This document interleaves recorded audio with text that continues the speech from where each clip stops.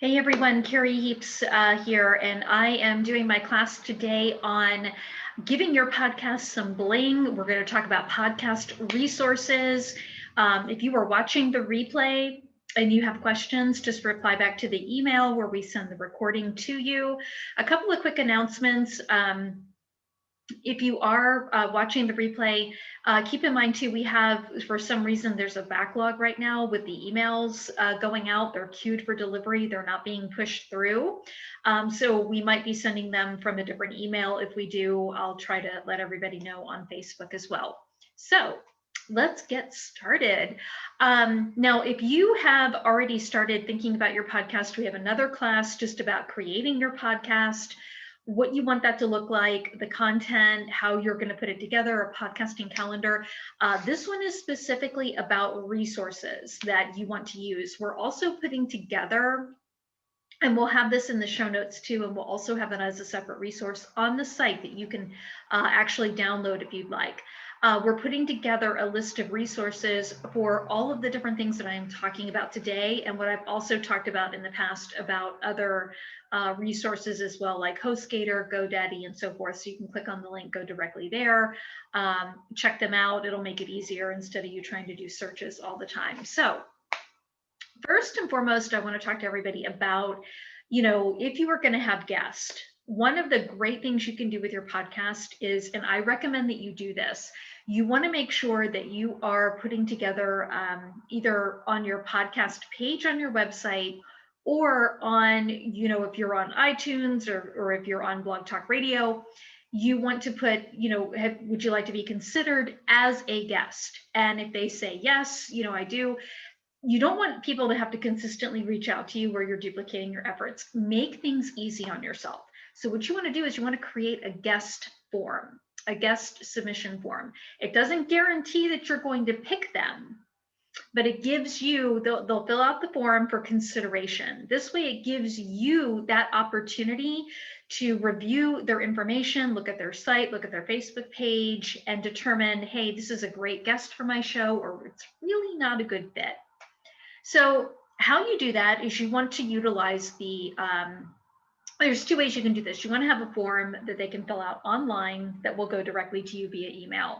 You can use Google Forms. There's a Google Forms in Google Docs if you have a Google account.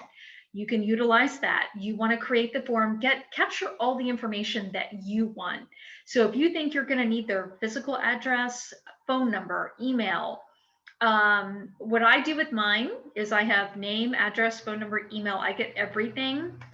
And then I also have them for mine, and this isn't for Pageant Platform Podcast, but another podcast that I do. But I'll put down a link not a link, but where they can copy and paste their bio, they can insert that. This will all probably kind of sound familiar to you because you're filling a lot of these forms out when you get Media Monday. So Media Monday, it has different forms on there that you have to fill out. So it has similar information, but you want to put, like with me, I asked for their bio, short bio that I can, because I'm going to use that to read. If I do have them as a guest, it just makes it easy. I have it right there. I may ask for 5 to 10 sample questions that I can pull from as a host. I want to link to their website. I want to check out their website. And then I also ask for, kind of what they want to talk about, what topic, where they can just kind of type that in. And, once they fill all of that out, they click submit. That form goes directly to me. So when in my leisure, I can take a look at it, see if they're a good fit or not for the particular show that I utilize this for. And if they are, I reach out to them via email and say, hey, we think you're a great fit. Here's a link to my calendar.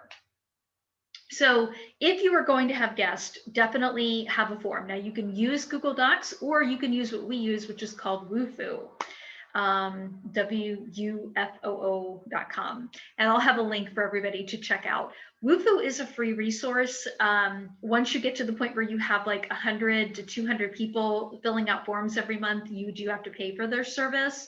If you want to have them sign a document or collect payment, that's an upgraded feature, obviously. But for the most part, I think for podcasting purposes, the free account will work for you.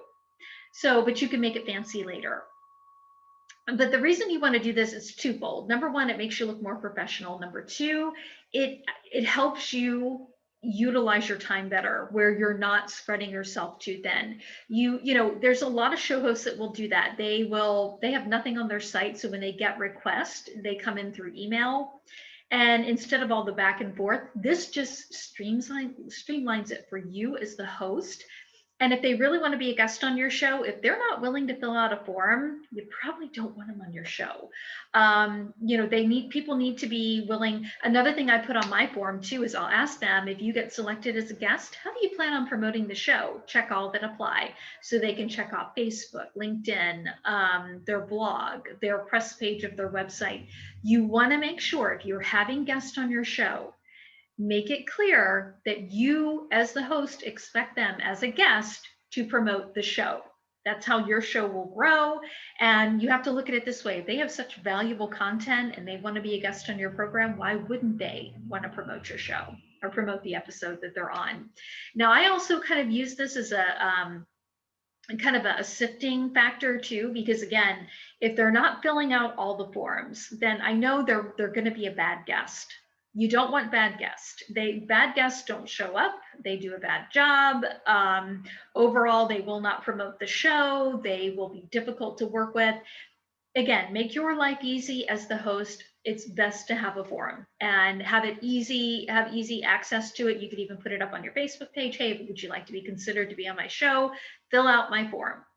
And believe me, people will fill it out. And that way, all you have to do is look through, figure out who you want as a guest and who you don't. Come up with an email template for the ones that you don't, to say, thank you for applying after reviewing your site, yada, yada, yada. We feel it's not a good fit. Best of luck in your future endeavors. So you want to have something as some kind of response for the ones you don't want, and then the ones that you do. Your next step, which is going to also add a little bit of bling, I think, and again, make your life easier as a host. You want them on the show, great. Send them a scheduling link to your calendar. There's several ways to do this. We have one through Outlook, which we pay for. That's why I consistently use that for my corporate account. But there's other scheduling software out there too. If you use Outlook, 9 times out of 10, you have the bookings page, so you can just send them that link. And that way, all of the information's in there. All they have to do, you send them the link, they pick the date and time that they want to record their show, or if you're doing a live show, clearly that's not gonna, they're gonna have to agree to whatever date you're doing, date and time. But if you pre-record, they can choose a date on your calendar. So again, you don't have to do anything. They fill it out. The way that you set a lot of the booking stuff up is you're going to put in there your Zoom information or your Restream or your Anchor information. So that way they know where to go at that date and time. And you can set it up to where it sends them a reminder the day before. I do a reminder the day before and 2 hours prior to the show. I don't actually physically do that, but the system does. So it just really, again, gives your show more professionalism. Guests know, hey, she's really serious about this program. She's serious about her show. So you want to do the same thing too. And again, this will make your life easier. As a show host, so much goes into putting on a show. And if you do this, if you actually put the show on, again, you're hosting, you're marketing, you're putting up, you might be doing editing, depending upon, how much involvement personally you have. So finding guests is part of it, but it can be streamlined. Now, how do you go about finding guests? I'll kind of dive into this real quick. Once you have that form, put it on your Facebook link, send it out to your email list. Another thing you can do is you can go to ProfNet, and you can actually submit a ProfNet query with them, where you can have guests come in, people fill out the form and get back to you. That's another way. Harrow, Help a Reporter Out. I am not a fan of their system, but I do know a lot of other people who use it that like it. That's another great way to get guests, but your biggest thing will be through social media and the people that are within your network, depending upon what your show is about. And, typically when you send those out, you're going to have a ton of people who will come back. They'll share the form with other people too that they think would be a great guest. So that is one thing that you can do, but have it where it's easy, it's streamlined. So Wufoo is a great outlet. Google Docs is another one. And make sure you have the calendar link to schedule those guests that you want to have on the program after you've reviewed their information. So don't have that public, only have the Woohoo form or Google Docs form public, so that way people can apply. A filtering system is always best if you can do that.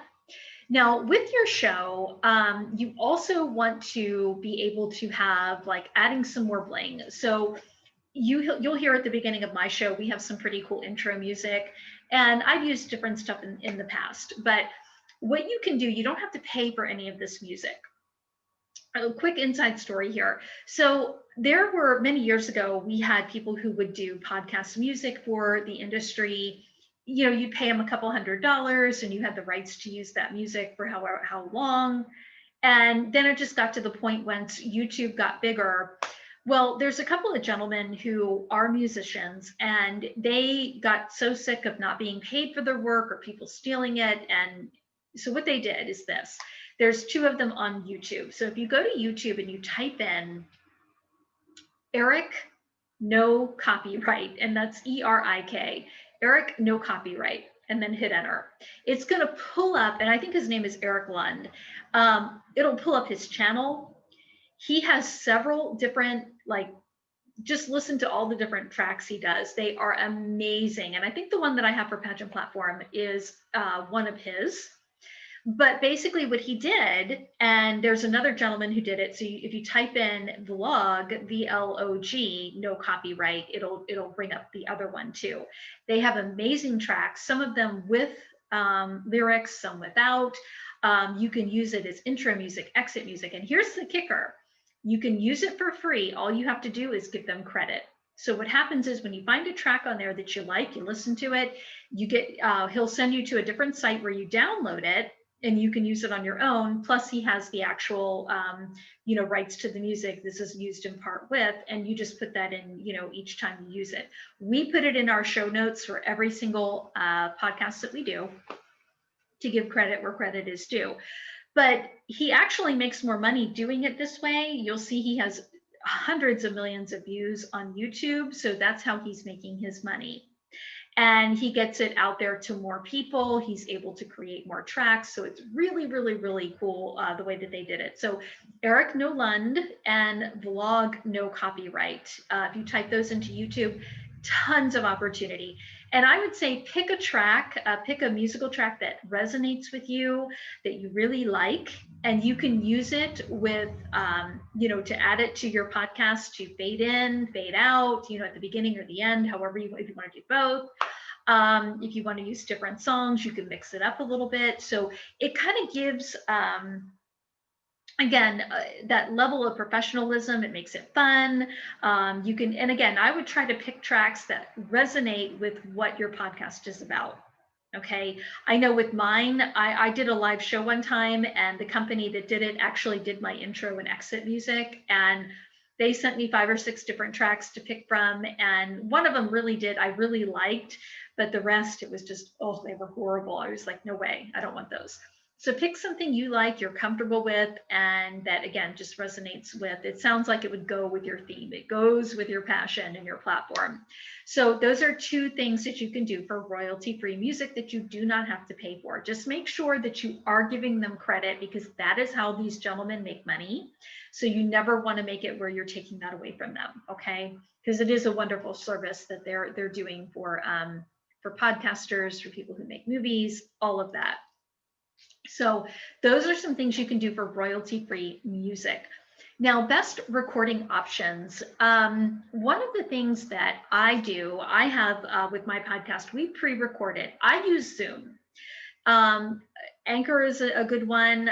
Blog Talk Radio, if you use them, your show is live. So people are calling into Blog Talk Radio either through the internet or on the telephone, but it's a live show. Guests can call in. So if your show is at 2 o'clock, it's going live, whether you're there or not. So if you're not interested in doing a live show, you want to pre-record it, you can look at Zoom. You can look at recording it on Skype. You just want to make sure that you have recording capabilities on whatever software you use. If you want a video show, I recommend Restream. But if you do Restream, don't do the free one, do the upgraded. It's like $20 or $30 a month, I think. And there's so many other things you can do with it. And it just produces better quality video. So depending upon what you want to do, audio, I'm a Zoom person. I like Zoom. But if you want to do video, I would recommend Restream. Now, with the podcast, if you're doing this in whatever, pre-recording it on Skype or on Zoom, it's going to record to either the cloud or to your computer. Now, once that's done recording, if you want to add music, if you want to do different things to it, you're going to need some type of editing software. So two that I use are Audacity and Serif, which Serif is not making software anymore. I just happen to have something with that. But Audacity, you have the ability to mix your tracks, meaning you can have that cool intro music and have it fade out as your podcast begins. You can have it fade back in at the end of the show. So Audacity, you can download that. It's Audacity, just like, do you have the audacity to make me mad? Same exact word. So if you Google that, you can download it onto your computer. It is free to use, very user-friendly, and great for editing. So I would recommend that to mix your tracks, to add music. Now, if you're one of those people who likes to go through the podcast and take out people's ums and ands and, doing like the actual voice editing, I personally do not recommend that. I have been on so many different shows where I am a guest and they do that, like your podcast is released a couple months later and they've actually done that. And it actually makes you sound like, it sounds robotic almost. I abide by whatever the show host wish is, but I personally don't do it. We all say we all say but, we all lose our train of thought. We're human. And this is like with my podcast, it's a conversation between myself and a guest. And I like to look at it as the people who are listening to the show. Maybe we were sitting in a restaurant talking and they were overhearing us. And if they're overhearing us, we're not going to be rehearsed. That's why I tell everybody who's on my show, treat it like it's a live show. Okay. So you can do it either way. That is a personal preference. There's one way is no better than the other. It just, again, goes back to you. What do you want to do? If you choose the editing route, it is time consuming. If you have the time to do it, great. If you don't, you're going to need to outsource that. And that's where things can start getting expensive when you have other people come in with the production part of your show. But totally up to you what you want to do and how you want to handle that. But Audacity has hands down been my favorite, and it's free. So hosting options. We host on a platform called Podbean. Podbean, in turn, when we upload, it uploads, you can set it up where it will actually upload into, there's so many different hosting sites for podcasts. There's iTunes, there's Podbean, there's, I know ours filters into like SoundCloud. There's like 5 or 6 different others.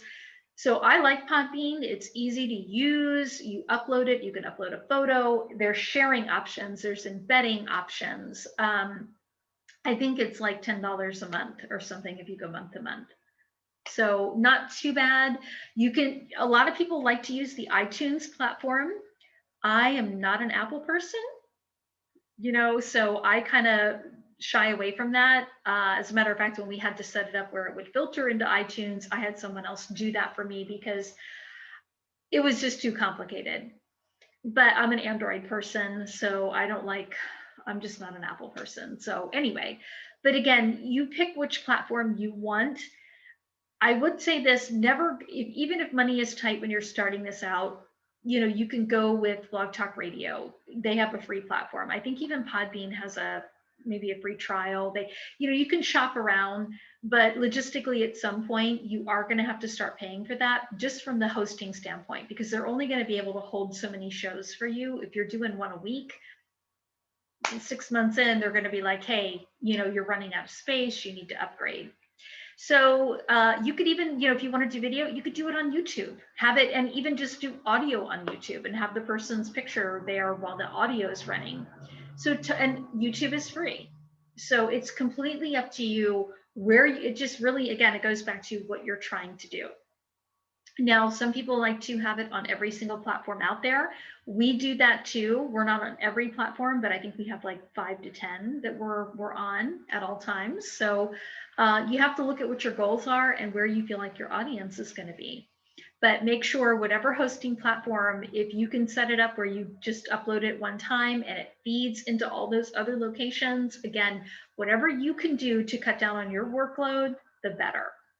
So those are just a couple of different hosting options. Now, as far as equipment is concerned, you don't need it. Like right now, I am talking to you on my laptop.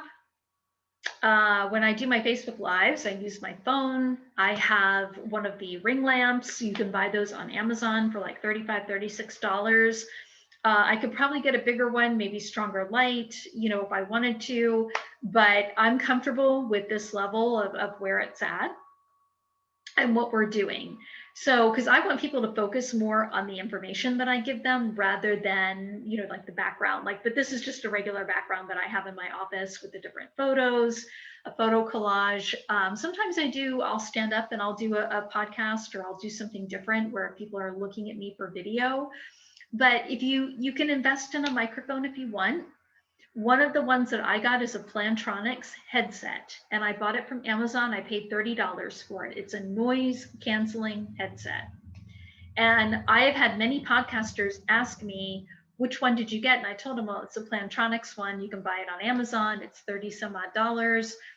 And they have told me, well, you sound like the sound quality is amazing. I don't have it on now, obviously, but the sound quality is amazing. And it plugs into your laptop. So that is one that you can use. I see a lot of podcasters who have like the huge microphone. If that's something you want, those are good photo opportunities, absolutely. But again, totally up to you for what you're wanting and what you're trying to do with it. But keep in mind, the hosting platform will have more to do with the sound quality than your equipment, okay? But really all you need is your phone, okay? Or a laptop and a headset to record. I like the headsets too that have the mute button. So in case, like you guys know, the ambulance zooms by here, or the fire truck does all the time, and people hear it. But it is what it is. So, but you're going to find too, people in larger cities, when they are a guest on your program. I did a live show one time and I interviewed a gentleman who his office was Midtown Manhattan. He was on the 10th or 11th floor, and before 2 minutes in, there's an ambulance zooming by, and there was no way to get rid of it. So there's going to be outside influences that happen. Just make a joke about it. It happens, even unless you're in a soundproof studio, it's never going to be completely perfect.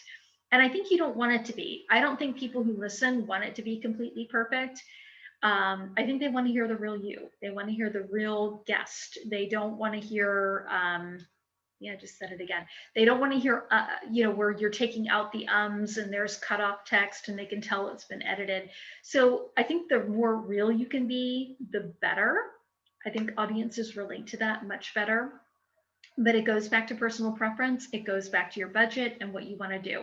But if you're looking for a headset, I would recommend Plantronics. Go to Amazon and pick one of those up. Get the noise canceling headset that they offer. It's in the $30 or $40 range, and it's well worth the investment. So I use mine all the time when I'm podcasting, typically not when I'm doing video.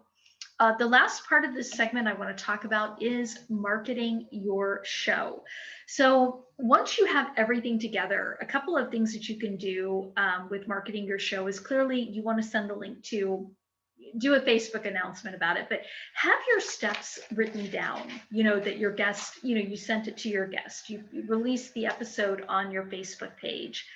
Put it on Twitter, put it on, if you have an email distribution list, send that out. Check out our latest podcast episode. Here's the link.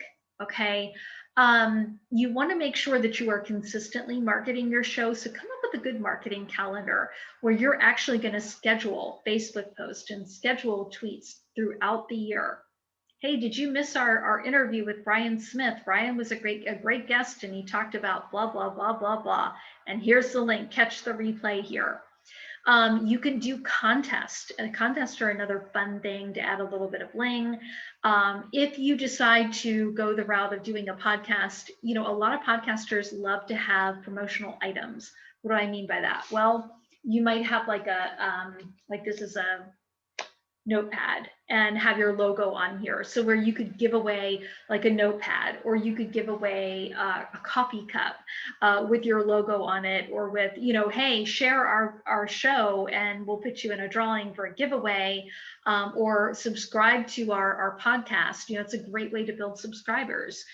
Give something away, give something away each week. Maybe give them an opportunity to be on your show, or give away an advertising spot on your show. So that way, again, it's just a little bit of excitement. It doesn't have to be anything big. People are going to share it anyway, but this is an extra incentive, especially if they see something that's really cool, like a hoodie or a t-shirt that they like. So maybe have your logo on that, or not logo, but maybe your slogan. Like back at me here, I have like, this is something that I have in my office. So I have like the little photos up here, like the one up at the top here, right there, it says every day is an adventure, which is true. So that's something, put like a motivational quote and then your logo down at the very bottom where it's small. The other one that says here, dream big, same thing, simple saying, simple slogan, put it on a coffee cup, have your logo down at the very bottom, very small, because that way people like things like that more than like here, same thing here. You could have this is from It Works, but you could have like on the side, like some kind of slogan or some kind of saying on the side, and then like your logo down at the bottom, very small.